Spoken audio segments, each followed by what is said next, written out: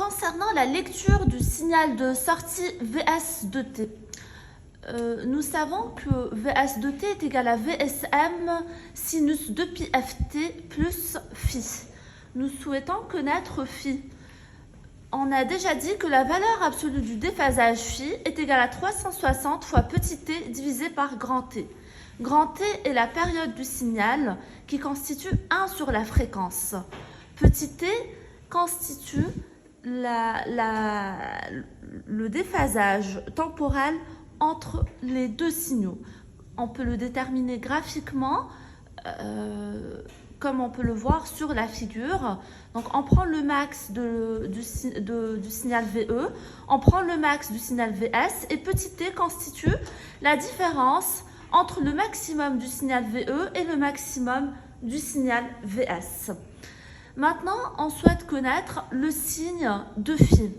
Alors, ceci dépend il y a deux cas en fait. Ça dépend de si VS est en avance ou en retard par rapport à VE. Donc, si VS est en avance par rapport à VE, nous aurons phi positif. Si VS est en retard par rapport à VE, nous aurons phi négatif. Alors, comment savoir si VS est en avance ou en retard par rapport à VE?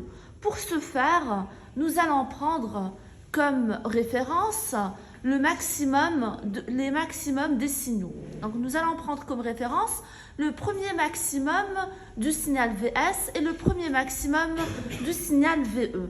Comme nous pouvons le voir sur la figure de l'exemple sur le tableau, le signal pour obtenir le maximum de VS, nous avons besoin d'un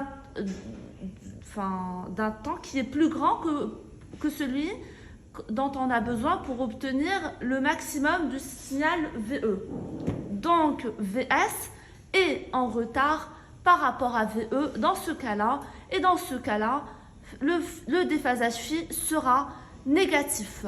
Voilà tout concernant le signe du déphasage.